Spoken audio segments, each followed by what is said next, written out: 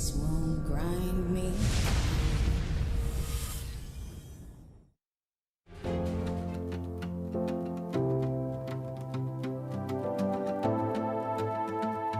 첫 시즌인 거에 비해서 높이 올라왔긴 했지만 경험이 없어서 좀 그런 부분 좀 미숙하지 않았나. 작년까지만 해도 좀 1등 놓고 이제 다 경쟁하면서 이렇게 했는데 강등권 누가 가냐 이렇게 경쟁하니까 너무 좀 심적으로 되게 힘들었었는데 생강전도 처음 가보고 연패도 많이 해보고 하다 보니까 좀 힘들었던 것 같아요. 아쉬웠죠? 그 플레이오프 못 가서. 네. 3위라는 성적을 거두긴 했지만 플레이오프에서 충분히 이길 수 있었던 경기였다고 생각하고 질 줄은 몰랐는데 3대 0으로 져서 좀 아쉬웠던 것 같아요. 지난 스프링 시즌 때 저희가 솔직히 우승할 줄은 몰랐는데 이렇게 좋은 결과를 내서 만족스럽고요. 굉장히 얻은 것도 많은 것 같습니다.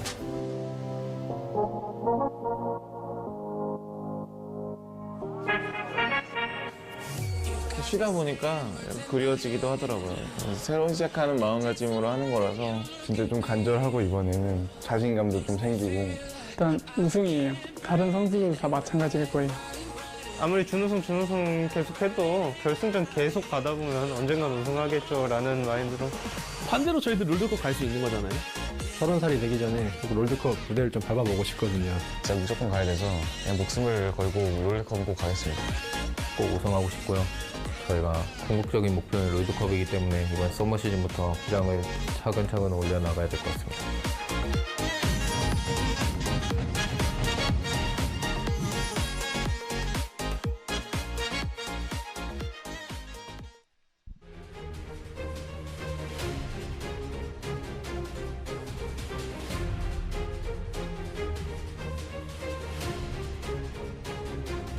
Welcome, ladies and gentlemen, to LCK Summer 2019. We are finally back. I'm Atlas, and I'm joined by the wonderful, esteemed Papa Smithy here on the LCK desk. And it has been so long. You were over in MSI. Some disastrous things happened that we'd prefer not to talk about. And now you're back, and now we're here for the Summer Split, where some redemption is going to have to happen once again. And the redemption starts fast, because what an auspicious, I should say, matchup to start off with. The two teams that have got that advantage over G2 Esports.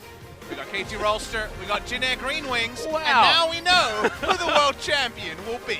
That's exactly right, LS under the bus immediately. He's not even here yet. He'll be back later. He'll be back later. He'll be back on Saturday now. We were thinking about putting him on Friday, but after that burn, he's going to have to need some extra time off. Guys, we're just going to refresh you on what the rules are here for the regular season of the Summer Split here for 2019. It is going to be 5 days a week for the first round, and then when we go into the second round robin, like it was last season, it will be 4 days per week. Otherwise, everything is basically the same. Playoffs will then have that Worlds qualifier, which will be the difference from the Spring Split earlier on.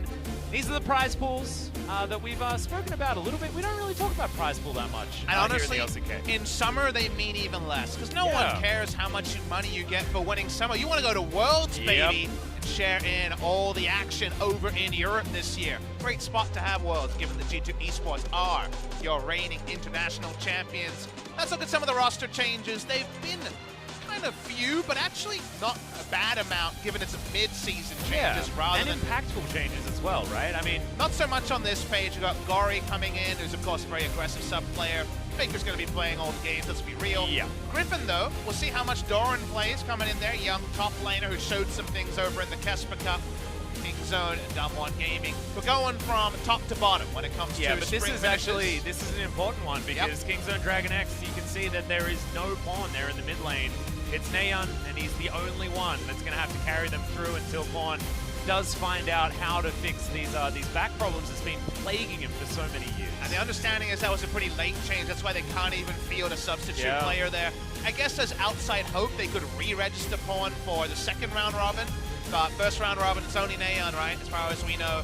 Only significant change here for Sandbox and Humble Life. A couple of players leave. Totoro, for example, has gone over to the OBL. But Lemmy Sung, the coach there, is actually Comet, who was previously the co-coach with Zephyr on a Freak of Freaks last year. He was with Suning Game. Didn't work out, but nice to have him back in the LCK. Speaking of not working out, Kesper Cup finalists to irrelevant in spring season with Gen G. They needed changes, and I feel like they filled out their roster in a way that this could be Gen G's ascent in summer season. Exactly, and some very prolific names here as well. Songwon, of course, very aggressive jungler coming on over to Shadow, Peanut, and Kuzan is a huge one. Definitely one of the biggest performers in Challenger. And Rich, incredible player from Heroes of the Storm. Rich story will be an interesting one, but today's story is about Frey, one of the ultra legends of League of Legends international play.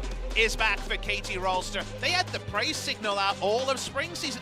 They were the praise seekers, KT fans got bored of the games really fast, and all they wanted to talk about was when Prey would join their roster. It didn't happen over the course of spring season. He retired, damn it. He was done. He tried and as best he could, That is when the Phoenix rises. That is when the player comes out, the praise signal is reached, and we will see the re-debut of Prey today. Yeah, and we'll see whether it is enough to revitalize a very struggling KT Rolster that barely managed to make their way out of the relegation matches. Guys, all right, so we are on 9-11. So elsewhere around the world, in China, in the LCS, over in NA, it has been 9-10. We are the first ones to bring in 9-11. It wasn't exactly a huge patch as far as content is concerned, but Cousin Score are going to be happy with some base stat buffs to Gragas. Oh, the English sub here is great. Yumi's LCK debut with who? And that is the interesting thing, because it's going to be whoever doesn't have a band, apparently. That's going to be the reality there. The Yumi hotfix buffs were at 9-10. 9-11 brings you the Janna changes, which are very interesting. And they're actually fun. Do you play Janna into the matchups that Janna used to win? Alistair, for example. Janna was a hard counterpick to Alistair, so I wonder if we'll see Janna, because it feels like these are pretty big buffs. You get shields all days, every day. Now, Zach changes will be impactful, but probably for 9-12 when his ultimate gets changed a bit. It feels like some of the mechanics are a bit off here, but all you guys need to know is that it's the old Let's Bounce, so it's actually You actually bounce. You actually bounce now, which is brilliant. And Riot's going to be happy because we don't have to say kidnap anymore. They didn't like kidnap for some reason. I don't know why. Yeah, it's so strange.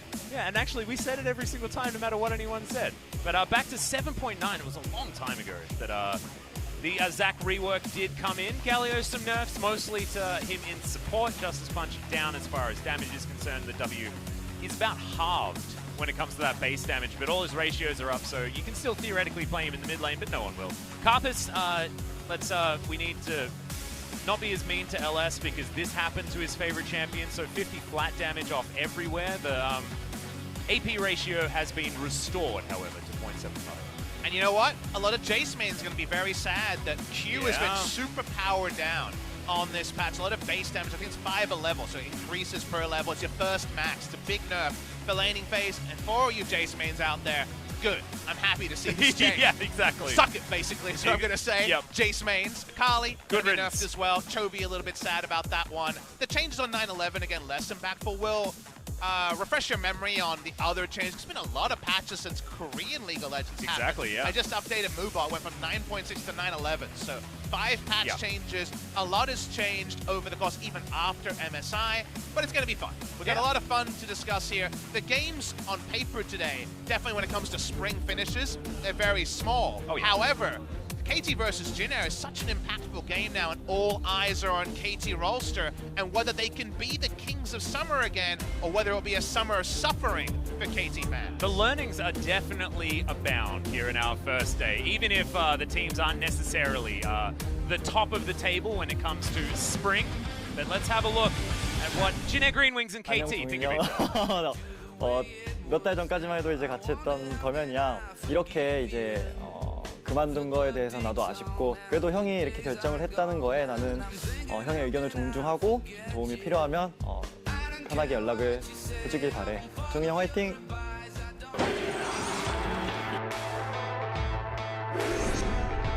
제가 다시 돌아왔습니다. 절대 안 할 거라고 생각을 했는데 도대체 무슨 생각으로 왔는지, 얼마나 잘하려고, 내가 간다고 뭐 달라질까? 약간 이런 생각이 되게 많았거든요. 거절해도 찾아오셔서 조금씩 마음이 이렇게 돌아가면서 하겠다, 약간 이렇게 온 것 같아요. 김종희 보여주겠지 뭐.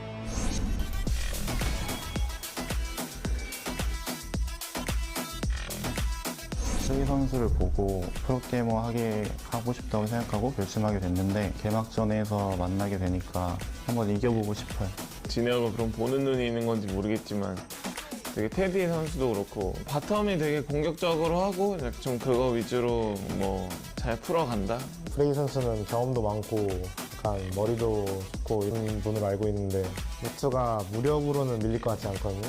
네, 힘들 것 같은데 이길 수 있다고는 생각하고 있습니다. 제가 신입생인 기분이라서 잘 도전하도록 하겠습니다.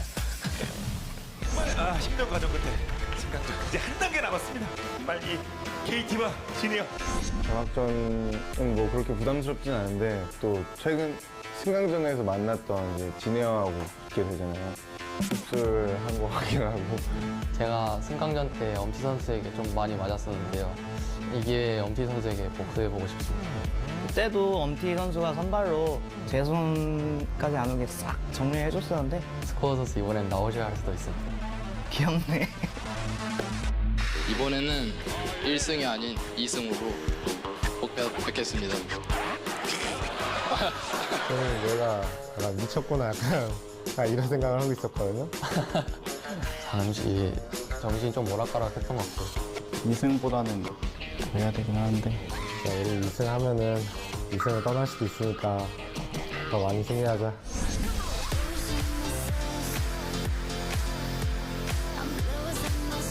지금 확실히 연패도 많이 하고 노력한 모습을 많이 보여드렸는데 이번에는 그래도 저희가 어느 정도 뇌를 맞췄기 때문에 저번보다는 괜찮을 것 같습니다. 진에어 화이팅! 첫 단추를 잘 이렇게 껴야 된다고 생각하거든요. 첫 경기 뭐 스무스하게 이겨주고 뭐 좀 기세 타가지고 스프링이랑은 좀 다른 느낌의 KT가 됐으면 좋겠어요. 이번에 서머의 KT 기대해주세요. 갑니다. 네, 갑니다. Oh my goodness. The adorable, we're going to win 2 games next season instead of 1. Hey, before you can run, you gotta walk. They only crawled in Spring Atlas. They've got to make it forward. And guys, let's look at the tail of the tape. Jin Air versus KT again. We were sitting here talking about them in a best of 5, the winners match of the relegation tournament. KT are going to hope that things have changed, and the big change is 263 days since his last game.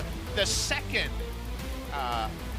return, I should say, or the second return from retirement for Prey in his career, came back on the Coup Tigers at the end of 2014 for the 2015 LCK Spring Promotion Tournament. He's back again, and Prey, you look at this, on the one side, it's obviously super one-sided in terms of accomplishments, but it's a refresher on just how accomplished and famous Prey is. If there was a Mount Rushmore for Korean League of Legends players, in a Canter, Prey is on the top 3 of all time of Korean League of Legends players, a legend of Korean and International League of Legends, a 5 times Worlds qualifier, a 4-time LCK champion. He has the most LCK championships of any player not on SK Telecom T1 and have never played with FLICKR. He is a legend, and he is second all-time in career kills at 1,586. Yep, under only FLICKR as well in that regard. Root on the other side, though, he's got 69 kills so far here in the LCK Pub Smithy, so, you know, that ain't too bad. Look, he's had a nice start, for sure. It's so sad that we have to highlight Prey with Root sitting next to him, just being like, why am I even here, man? This is not how I was supposed to be introduced. But here are the teams, speaking of introductions, and No Seeds is going to be on the Jin Air roster to start things off. It will be Mairang, as you can see just there, and hopefully they've fixed up some of their communication issues that they had with Mairang in the squad, because things felt like it wasn't necessarily meshing with that man at the helm. Jin Air have the glass half full of it can't really be worse How than can it Spring. get worse? Yeah, that's a and good point. that's actually something that they need to move forward from. They have a real chance to find some momentum, and they're against a KT team that kind of had the most practice when it comes to the new roster coming together. Root and Kellin starting bot lane as well, so Nova won't be playing in the first game here. Mairang had a really hot start to Spring before his form really tapered off. We'll see if he's in better spirits, because hopefully the mental reset of having some weeks to kind of pick the pieces up is going to be important. We move on to KT's side, and you'll notice, even though there's a lot of big names on this roster, one of them is absent. Prey is there, the smiles are big, and you're right. Score and Smeb sit out game number 1. Exactly right. So the veteran that's holding up this team will be the newcomer Prey to KT roster. So Very excited to see how his performance is going to be down with SnowFlower on the bottom side of the map, no longer playing alongside Gorilla like he did for so many years. Now that he comes back, we'll see whether SnowFlower can have an uptick in his performance as well, because we were so excited to see him in Spring. And do you remember anything from SnowFlower from Spring, Papa? I think he's the name we said the least of any player. Yeah. Especially any player that played basically every game. SnowFlower came in hyped. He had a really good time over in Turkey. He looked good on Jin Air when he was playing with Teddy previously, but he showed nothing in Spring. Unfortunately, there was no rhyme or rhythm to any of KT's bot configurations. So it's going to be, what can he now do with a player who we feel like we know a lot about? Prey is very established, his playstyle is very set, but how much of that was Prey and Gorilla's playstyle, and how much of that was just Prey as a player? Because we know him mostly for get no resources, team fight like a god, Ezreal 2 items, his Ashe, you know, all about his highlights. What will their laning phase be like? Because will they be feeling the effects of Prey being out of the professional rotation for a while? He played PUBG, he was doing other things, and then came back and launched himself into League maybe 3-4 months ago. Or will Prey be able to redefine himself? Because the first non-Prey Gorilla game for Prey since 2014. Exactly. It's been a very long time since Prey has been without Gorilla, who is now sitting over in the Misfits over in Europe. So I'm excited to see it as well. But also from a strategic standpoint with how he's going to mesh with the team is going to be very interesting to track as we move into this game, because we know that this guy has a great mind for the game as well, and often did some shot calling from the AD carry position in teams that he's been on in the past, notably Kingdom. There was no one player you could add to KT that would actually give me any hope for them really rising up the ladder short of Prey. He was the only player that fit. They clearly had identity problems, shot calling problems, and they could only change one player. The talent player that they needed to change was AD carry, because unfortunately Gango and Zenit never really got going. However, just adding a player who at his prime would be the perfect player for this roster doesn't mean that on day one of LCK Summer, they'll be the finished product. They probably have a lot of developing to do, and suddenly it's not scrims. Suddenly it's not fun solo queue games where you can put up YouTube highlights. Suddenly Prey has to be back in the zone again on his second return to Pro League of Legends. Yeah, and he needs to be instantly good as well. And I think having some time off can actually do either great things or awful things. And so we're going to learn a lot today as to what his condition is moving into game number 1. And now has a lot of upstarts to take with him as well. UmTi and Kingen he hasn't played with before, but BDD, old teammate there coming into the mid lane. So excited to see what Prey's going to be able to do, and especially in lane with SnowFlower alongside him.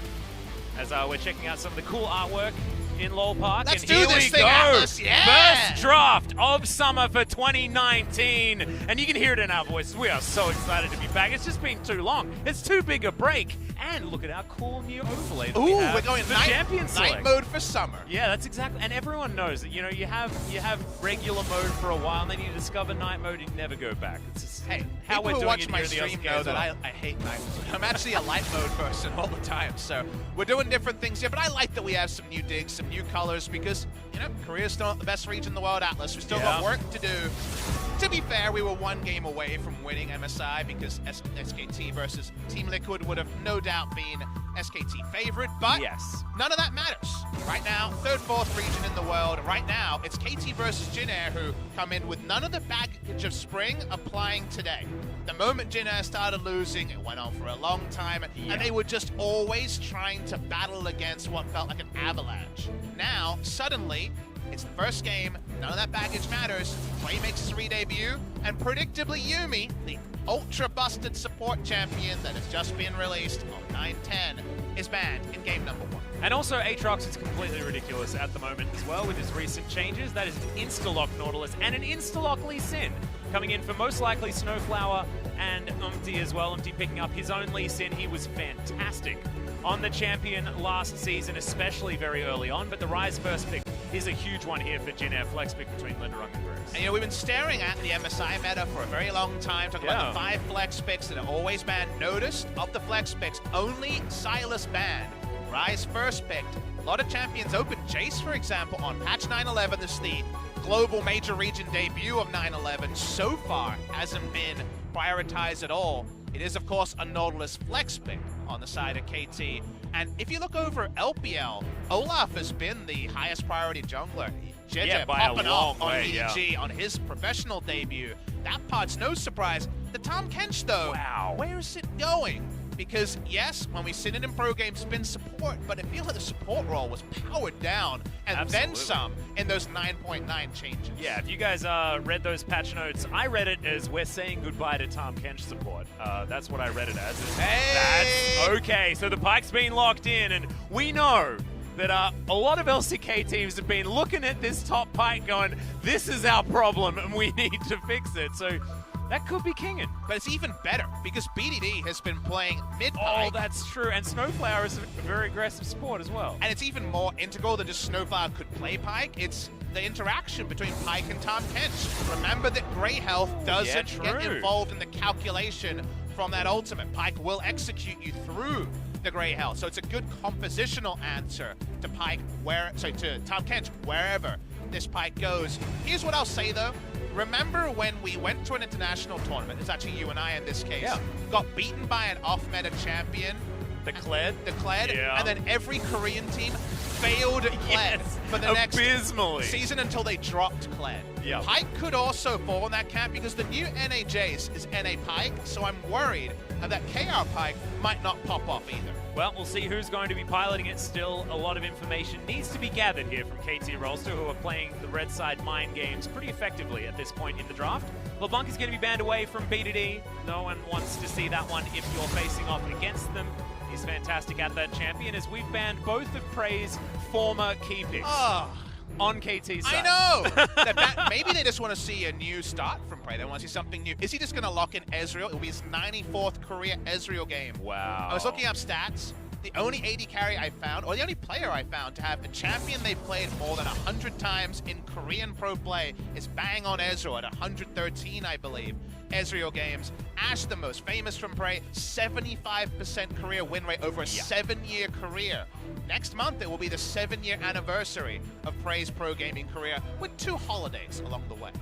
And the fact that you can still hold on to a 75% win rate is just ludicrous. He is going to bring out the Kalista, though. So, we already teased the idea of win rates. You don't necessarily jump off on Prey's Kalista. It feels like Bang was the Kalista player, right? Yeah. Most historically. Bang but Prey's Kalista, funnily enough, he has played 36 games, 27-9, 75% win rate. So his Kalista's basically his Ash. So that's exciting times. It's also a pick we saw from Teddy a lot against Tahm Kench lanes at MSI. Which way will Jin Air go? Falling back on Ezreal, this feels like a lane that Prey could definitely style on. Yes, when it comes to preying on a lane, no pun intended, that is definitely an opportunity for them. And we saw the Ezreal being picked up to pretty abysmal effect. I was watching over in the LCS, and TL versus TSM was not exactly a close matchup. And the Ezreal did look like it was struggling a little bit. Talia is now hovered. Still not entirely sure where it's going, because we've seen the Olaf be flexed to top lane, especially over in the LPL. Could be in the jungle, could be anywhere. It's one of those things where I want to say you're being facetious, but we finally saw that first pro game of Olaf top, and in certain matchups against mages, it could work. I don't know if Akali is the mage you want to go to. So let's hit the final confirmation on where Pyke, Nautilus are going, because of course the flex nature of this draft is big. You feel like you want either the Pyke or the Nautilus bot lane. Let's be real. Yes, I think that's probably... I mean, Akali's support has happened in my solo queue, but not exactly with a victory screen at the end. So let's see how this all ends up. Pyke is the obvious one because hook champions with Kalista have always been a thing. Think of the Ballista days with the Fate's Call and Blitzcrank interaction. Don't get quite that interaction with Nautilus, but it does mean that Nautilus can walk up and even from the support role, start whacking away, start looking for the passive, and then have the Fate's Call both defensively and offensively. Pyke top is something that I knew we would see early. I think Khan will play it for sure on SKT side to work out some demons from MSI, and we're going to see Kingen jump on it. If you're wondering about Kingen and UmTi playing, if you look at solo queue, both these guys are highly ranked. Hard to track some of the KT solo queue accounts because some of them are on different names, but I reckon this is probably a recognition of both solo rank and also scrim performance. And just to start with something new, we're starting anew if you're a KT fan. Yeah, and also you heard it in the interview beforehand, Score was pretty happy to let UmTi play through until he ran into problems and then Score comes in and helps the young upstart out. That is basically what I got from that particular interview. Smeb on the other side, I mean, him versus Kingen has been a really interesting question that we were tracking over spring, and I think that Kingen's really made some leaps and bounds towards becoming that starter that KT might need. So we'll see whether Smeb will be coming in or whether or not it's going to be Kingen taking that main role in the top lane. Kingen and UmTi might become legends of KT, and they have talent, but there's a long road to go. Oh, absolutely. Even though you're trying to be glass half full, they didn't necessarily cover themselves in glory in spring, so there's still work to be done for KT's young guns. But they've certainly got the new draft. We'll see how we go as we get onto the Rift.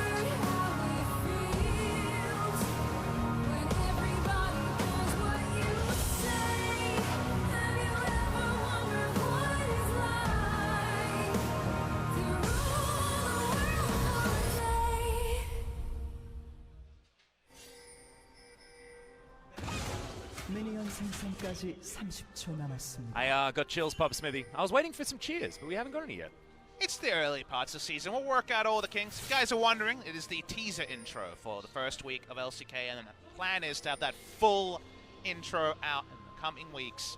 But tweak number one, there's kinks on all sides. Remember, Prey is coming in for his professional re-debut over 200 games ago. It was back in those Worlds qualifiers where Kingzone, surprisingly after being spring champions last year, failed to make it to Worlds 2018. And Worlds 2018, as we know, an event that Korean fans would prefer to forget. SnowFlower's dead, so I guess that's a spring highlight right there. Normally you do that in the fountain, though, so he decides to go for a bit of a walk before he surrenders himself to the grave. I can respect that. As Jin Air are looking to blast cone their way into the enemy blue buff, but they're spotted immediately. Intelligent ward here on KT, but they will lose their blue. Will immediately get covered, I believe, by UmTi with some vertical jungling as King and Lindarinag meet. Bike Top versus Rise, matchup that we haven't seen in pro play just yet. It's not from my games watched around the world. I was actually going to talk about this because it's similar to what you were talking about with Tom Kench, with the shields that Rise gets. You can ignore that with your Death from Below as well. So see, the issue theoretically is, could work. Chip damage is something that Pyke is very easily able to shrug off because you just disengage from the screen and come back in, especially if you're under turret. So against Ken and Jace auto attackers, I like the Pyke top a lot. Remember that Rise has a lot of burst, and he's also able to instantly root you on command. And the best counterpick we've seen so far against this top lane Pyke has actually been Camille top. Well, I believe in the LPL very recently, because you just have that very long-range access with hard crowd control. You just can guarantee that he can't Death from Below all over the place in a team fight. You put him in a cage, Papa. That's what you do. And guess what? It's a prison, literally. It's Rune Prison. So there's actually a real chance that this could be a very tricky matchup for Kingen in the top side. No health building on this Pyke. The Hex Drinker will probably have to come in pretty early. Yeah, it's going to be really interesting when they get to any sort of team fights as well, because we saw this sort of Pyke Akali situation from G2 actually at MSI, and it did work out very well. You know, you can create a lot of havoc and a lot of craziness in these fights with the Shroud and with you know, the Pyke potentially just bouncing all over everyone, getting those resets. But before we see quite a lot of Pyke games, I think they're going to happen inevitably, given the result of the SKT G2 series. I want to put this out there. My biggest worry for Korean teams learning from the losses at MSI is that they said, oh wait, we don't play Pyke, let's pick up Pyke. That's the reason that we lost. That is not the reason that Korea lost. It was, of course, the greater playstyle and G2's ability to play aggressively around a snowballing top that creates chaos in the mid game. If you just farm out in this lane as Pyke and then come to late game and don't actually try to create chaos and it becomes predictable, the champion won't work in the way that it did for G2. So just locking in Pyke is very far away from solving the systemic problems that Korea's meta reads were going through. So let's wait and see how KT used the Pyke pick today. Yeah, and I think that what you say is definitely true, but it is a good step forward, because if they can pilot it correctly like you were talking about, then it will be the right evolution that the LCK would be taking. Understandable here that Prey and SnowFlower are doing a pretty good job here in this lane so far, but only to the tune of about 4 CS.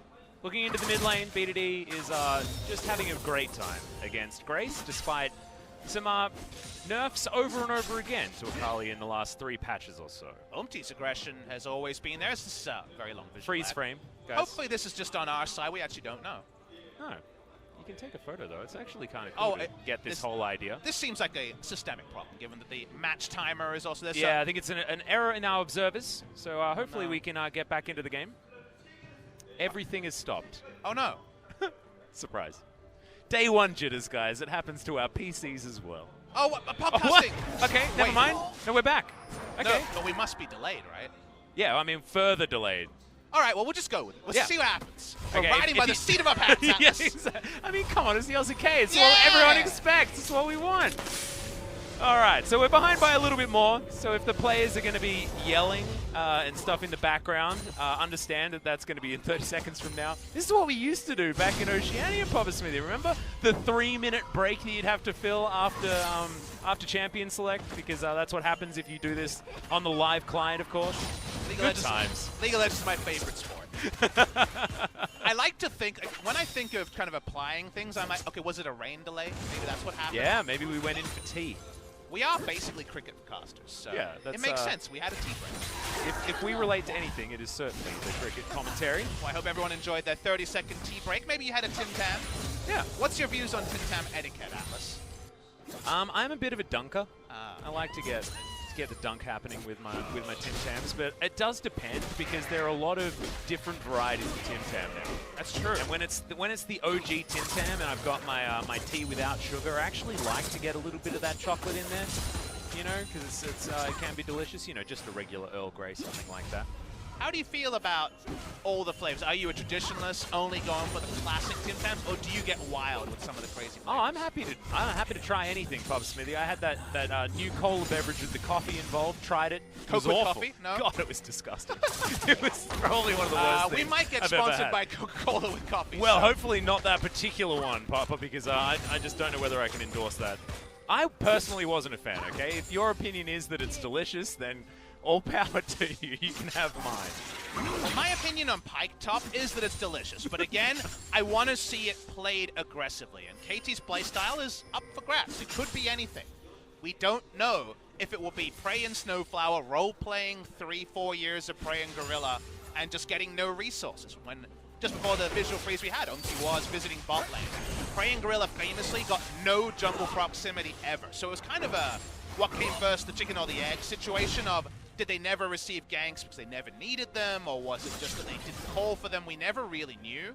So now we get a new data point. We won't get it all judged from today, as Olaf does control top side, so for now Pike going to largely be playing on the back foot. Well, we'll see whether Lee Sin's also going to be playing on the back foot because his red buff is under fire at the moment, as Mairang is just going to wander on in there. No vision available from KT, so they're in the dark, quite literally, when it comes to where Mairang is on this map. Still pushing up on the bottom side, though, as Tier has been picked up here from root bottom side. Bit of an awkward back timing, though, because yeah, I haven't seen Tier burst for a long time. We almost never see it in pro play. If you're coming back after a long break, just like Prey, you might wonder, what are we talking about? Every Ezreal builds Prey, builds Tier, and you're right. But the big takeaway is it's usually Sheen first against lanes with kill threat. And I think Kalista Nautilus on the kill threat scale. So I think it's pretty bold. Seismic Shove comes in.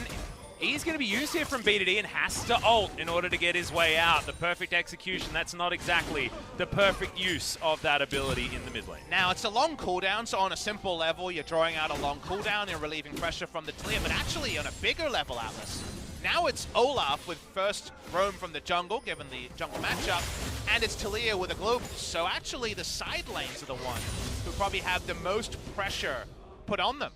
On the side of KT, because yes, Grace has pressure relieved. Suddenly, that all-in with the Berserker Grace rush is now more risky if Talia ever leaves mid lane. And we haven't actually spoken about this as well. These team compositions as a whole, we've spoken a lot about the lanes, how things are going to work, but moving into late game, we've actually got triple global and an Olaf. And we've got Olaf delivery system from 2 of the other laners. Here on Jin Air's side. Abyssal Voyage now has a much larger range actually in later ranks as well as we move into that late game. But it has a really small range at the rank that the Tahm Kench is level for the most 6 you may as well not level it. Like Tahm Kench doesn't hit 16 where it's like broken levels of range. It's insane range. It is crazy. Tahm Kench. That's only relevant for top lane Tahm Kench. For support Tahm Kench that often doesn't reach level 16, it's pretty much nerfed in most realistic scenarios. Many people will know, but his W now grounds as if you feasted an enemy champion, so it's in your belly, you can't flash. It is defensively only really for popping a single CC from the enemy. KT just kind of run at the Drake here. They've got the Kalista, they've got the setup. Can Jin Air respond, or do Jin Air want to respond? Yeah, first roam from BDD, but also bringing Kingen down here as they start the fight. The kickback there is onto Kellin. Heal comes out, he flashes his prey. He's on his own, but meanwhile in the backline, Grace, great shove. He's gonna burn down, but not down far enough. And the Mountain Drake will be all KT will be able to get. Adorable fight though, and very lucky that Jin Air managed to survive. When it comes to some of the battle items, KT had them, and when it comes to top laner, Jin Airs did not choose to come bot lane. I believe that was teleport back to the top lane, not 100% sure, was focused on the action. The action is a Mountain Drake, which for now doesn't really change how the game is played. Does the auto attacks to those structures and neutrals going to be more relevant in the mid to late game? LS always talks about how from behind, the Mountain Drake doesn't actually really provide many relevant stats. Right now the game is right up in the air, but it's still a nice pickup, and KT at least is saying, well, we've got a Pike, his ultimate is up. Let's try a fight and see what happens. Yeah. And so far, it's only Lindarinag that's actually been able to get anything here in this game. On the other side of things, KT with that shove in the mid lane, that was why they were able to get that Drake control, so BDD does have well and truly control of that lane. 14 CS in the lead at the moment as the wave is coming into him once again, and Prey on his Kalista. Pretty good debut game here, sitting at approximately 25 CS ahead of Root down there, and the teleport was just used as he makes his way back to lane. Prey still has his Bilgewater Cutlass was just put together. And if you compare the two comps, Jin Air, you already talked about it when you were zooming out Atlas and talking about the comp here. A lot of globals. They're very much a Ezreal wants to go mid lane with 2 items and start sieging, and then trying to catch people around the map comp with Abyssal Voyage. Basically, very easy to rotate around. For the side of Jin Air, definitely comps of this ilk have been popular for years now over in Korea. How many times did we see Prey and Gorilla on Ezreal comp catch comps like this one? KT's actually really a Chaos comp. Can you imagine losing control around Baron and then having to face check this level of mobile pick power?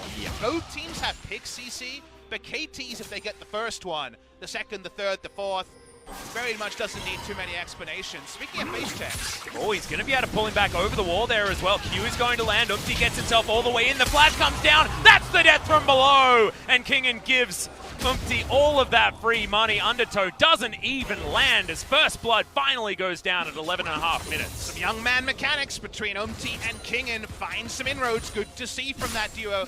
Only the first kill in 11 minutes. And again, when we've seen Pike top succeed, it's been in games that are much more kill a minute than kill every 10 minutes. So is this the start of something, or just a entree for KT Rolster? Well, Jin Air ganked the mid lane minion wave and basically ignore what BDD is doing as he gets that shuriken backflip and gets his way out of there.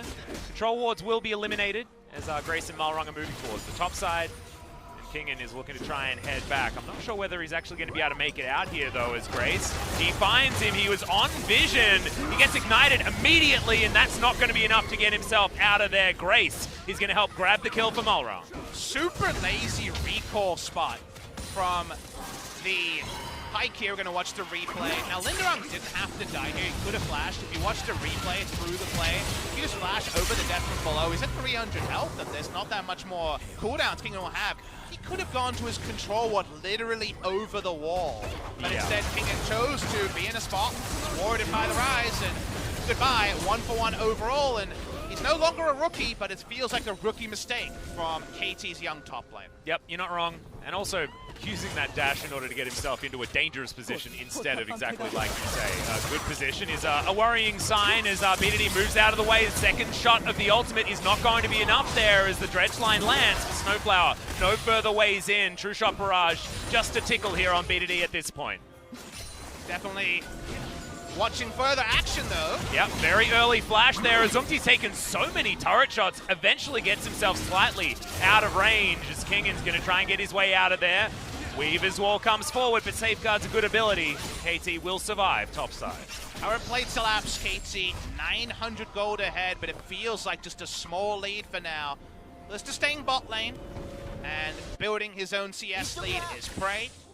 As the match continues to go, again, we still remain to be convinced about where this game may end up. Lindarinag knows he definitely has a target on his back. Oh yeah. Mostly because he's the one that's doing the best at this point in time. I mean, of course, in the MSI patch, it was all about Ryze. I think it still is, and I think here in the LCK, we have some of the better Ryze players. Lindarinag has been no slouch in the past as well, so this certainly is going to be a power pick as we move further and further into this game, where the Kingen can actually find, like you say, some inroads on this Pyke pick. Shelly is going to take a bit of a beating here from UmTi, but it's in full vision.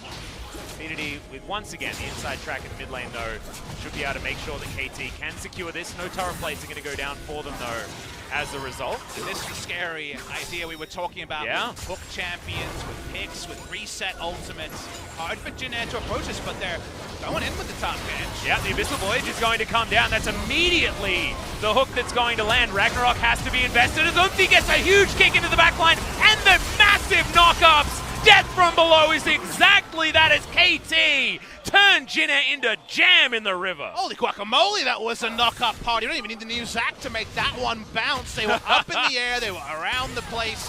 3 kills now to the Pyke. Unnecessary all-in from Jin Air. I think you just give up the Rift Herald there instead. They give up way more.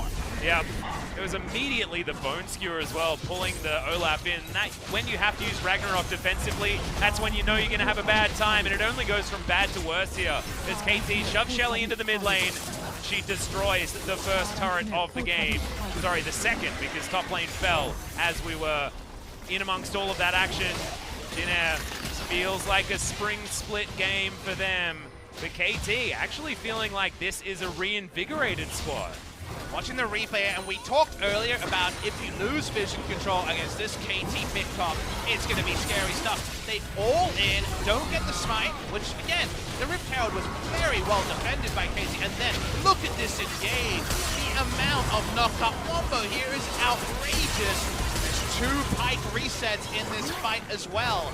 The thing that makes Pyke so unique is the gold that gets inserted into the game. But listen to the comms. He just looks like it's another day in the office, doesn't he? Well, he's done this before, that's for sure. And speaking of done this before. Yeah, another Bone Skewer comes in. Kingen has to flash. It's great positioning on that seismic shot there from Grace. Before we got those comms, look at the gold lead. This is Pyke. This is the fact that you get that full gold on an ally. You get a good trade. You get 2 or 3 kills, and suddenly the game is way less competitive gold-wise than it was just a couple of minutes ago. Yep, you can see already gold bounties here for Kingen and Prey, and it's very impressive that Kingen actually has that gold bounty on his head because he was suffering in that lane. You can see still 30 CS, but the gold numbers tell a different story, close to 1,500. In the lead now for the Pyke, who doesn't really care about killing minions, Papa. He wants to kill champions, and he does so very, very well, and has done so. The last couple of fights very nicely. 6,000 gold is the approaching advantage as KT look for their second dragon. And I think Jin Air needs to go costume shopping really soon. They need watches. The stopwatches in this game are so important. They have none on their side. Both the duo members of KT have stopwatches available. With how much engage pick CC there is, whether it's guaranteed like a Nautilus ultimate or everyone else from KT, with no stopwatches, those knockout parties going to happen again and again. Yep.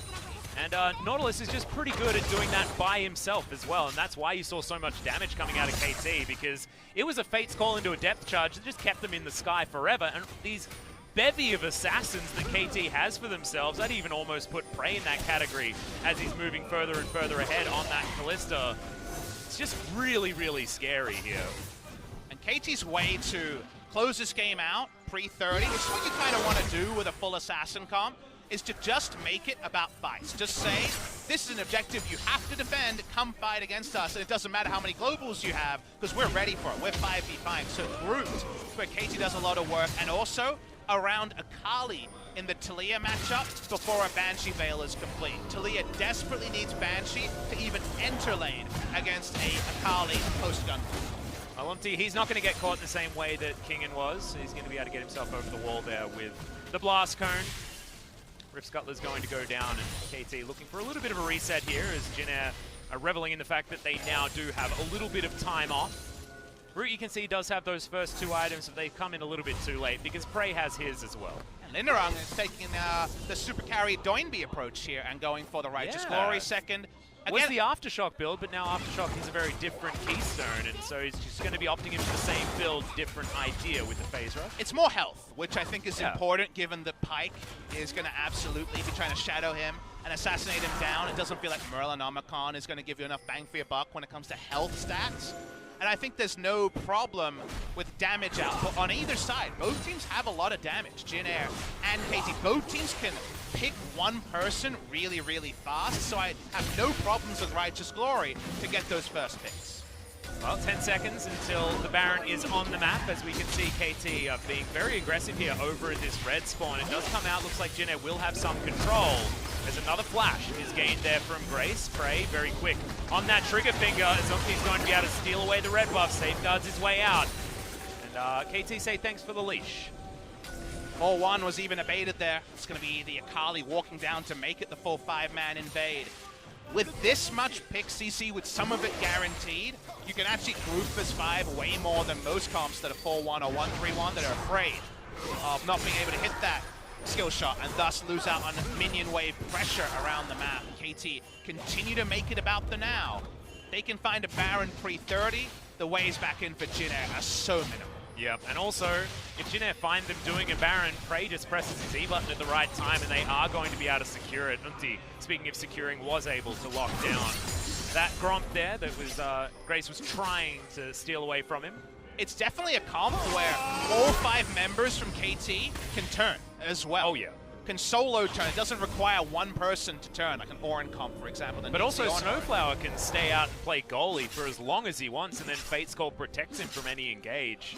Pretty much every player from KT can do that, though. Yeah, yes, well, the Nautilus true. is the most obvious one, but Kalista Fate's Call.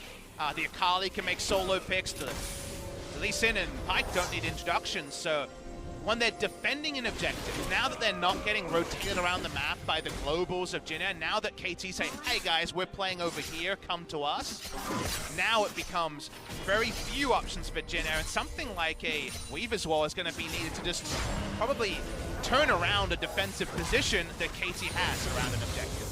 Exactly, and it feels like we're going to have Realm Walks being used basically as a hawk shot in order to try and see what's going on. I think gone are the times where Jin Air can utilize that to try and steal away a Baron or something like that. True Shot Barrage to spot, True Shot Barrage to steal, blue trinkets to Leah Wall. The Realm Warp actually has that ability as well. Yeah, that's what I said. But those are big cooldowns you have to use. The Snowflower's going to take a lot of free damage. And that's not what we were expecting this comp to be able to do, right? What we saw from this Jin Air composition was a lot of global and a lot of power as Frey 1 versus 4 was holding his own underneath that turret. A global comp wants to make the map bigger, an assassin comp wants to make the map either about the 4-1 or just about teamfights where they are at. And whether they want to use the Akali or whether they want to make it about the teamfights, I feel like they're spoiled for choice from a Jin Air perspective, from a KT Rolster perspective. Yep, and 3 teleports as well here from KT, so able to answer some of that global with all of them up off cooldown and available right now.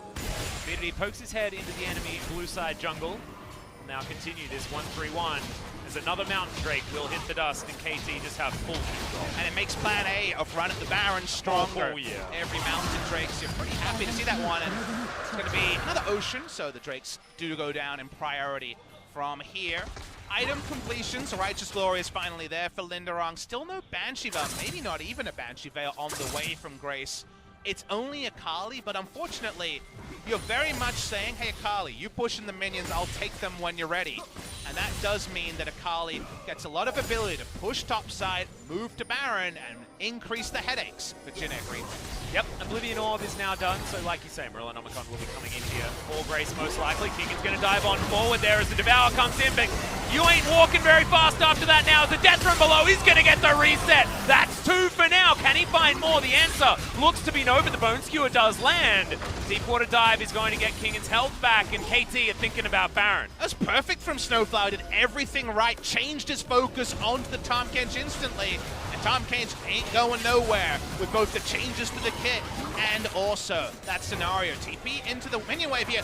Jin Air caught. Yep, and SnowFlower does have to go gold, and BDD dives into the backline, gets the Shroud down as Mairang's going to go gold as well, but BDD, he's found Grace on the back end, he's out of the fight. Mairang now finds himself 1v4, and SnowFlower even survives. The back is going to come in, Jin Air can't do anything, and Baron will go to KT. Perfect play from KT in both scenarios.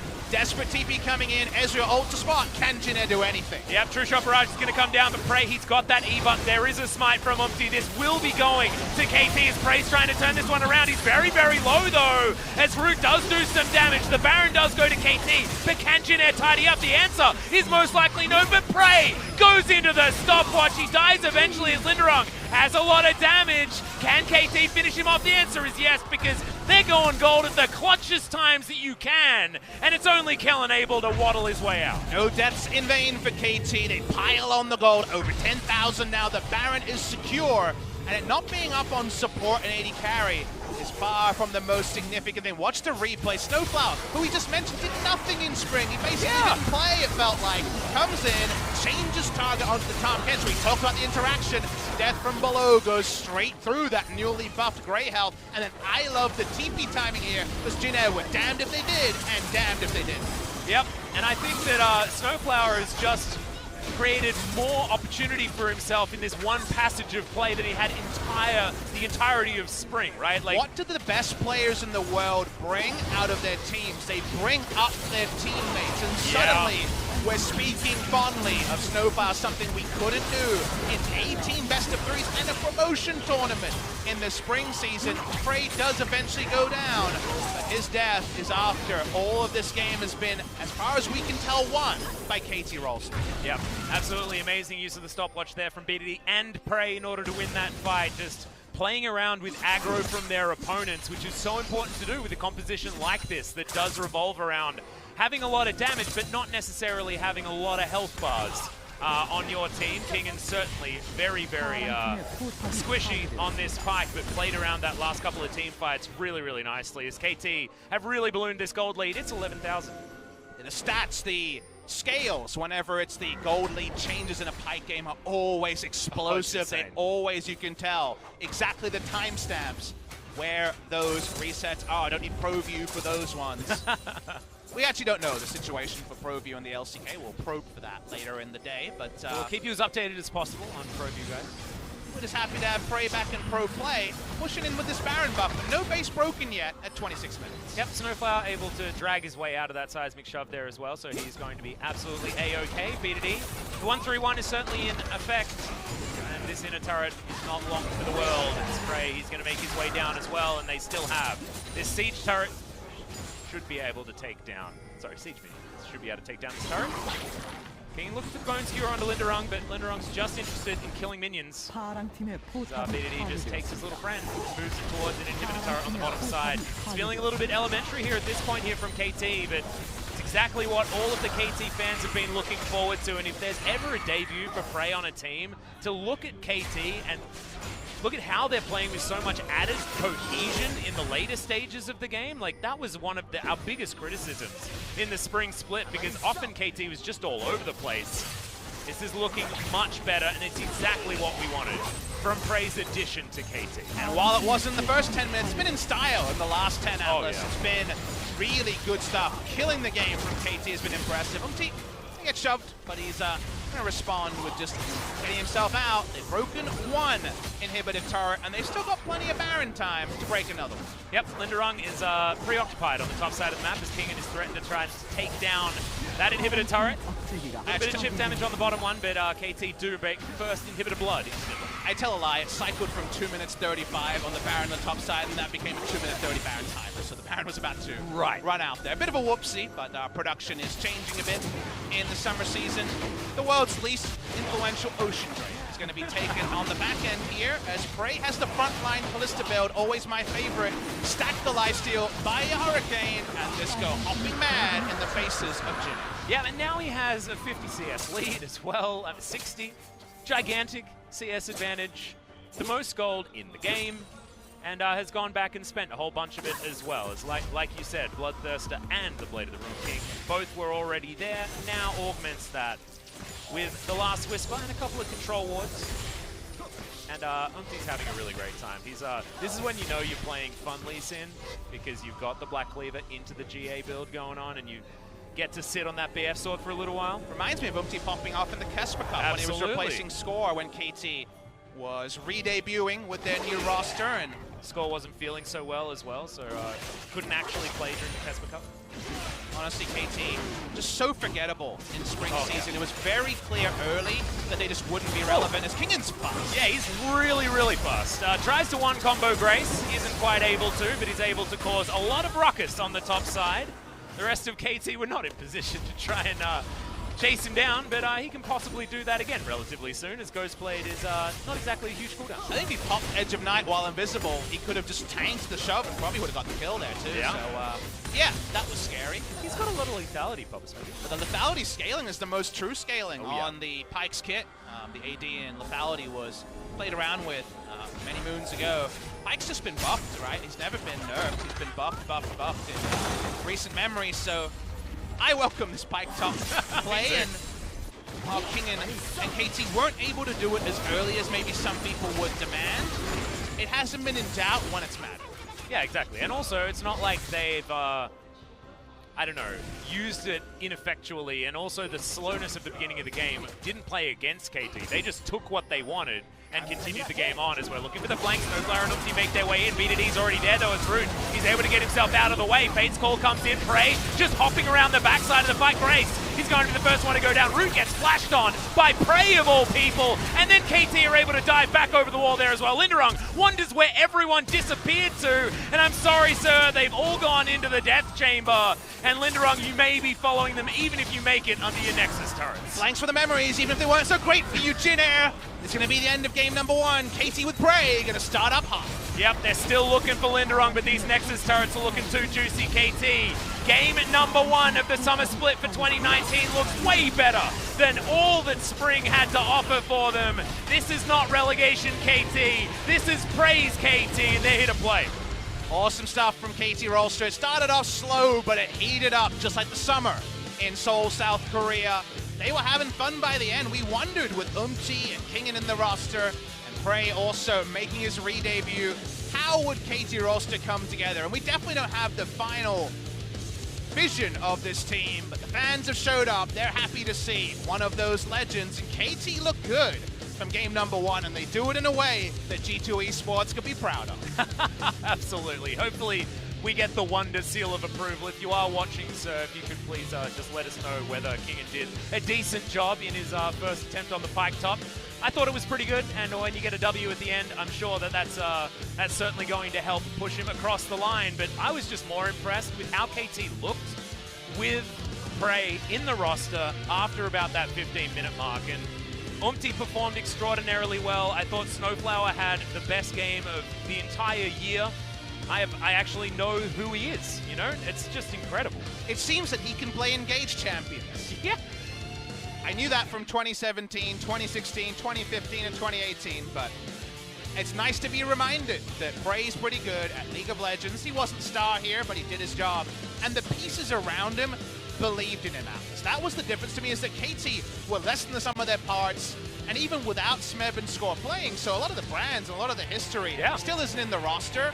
It just felt like there was a lot going on with all 5 players, and you could never say that in Spring. Yeah, and it felt a little bit like, you know, the King Zone that we've gotten used to very early on as well, with Rascal there being a very young player, Cuz as well, and it was about Prey being the older man. This is a pretty sexy overlay. Yeah, this is a sexy overlay.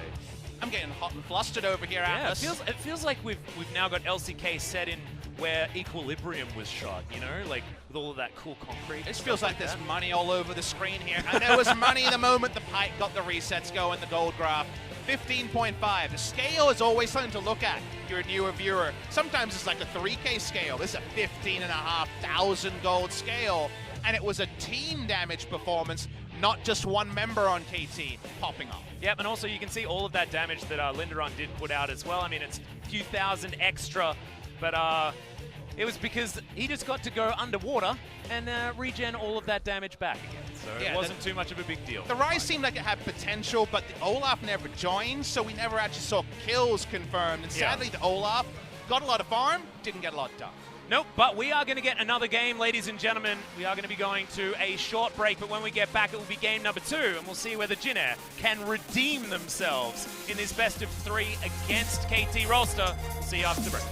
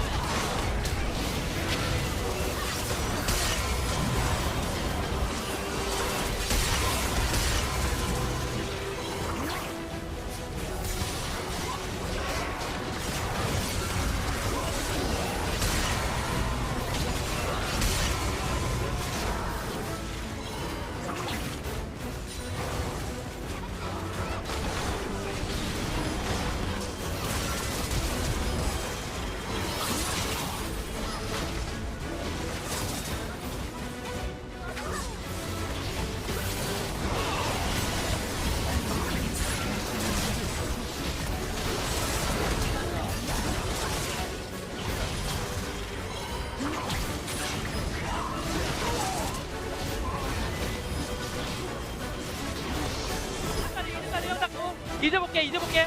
나 살려갖고. 살려 잡았고. 이제 높. 내가 잡으러갈게. 앞에부터. 앞에 미드 라인 가자. 좀. 미드 가자. 라이즈.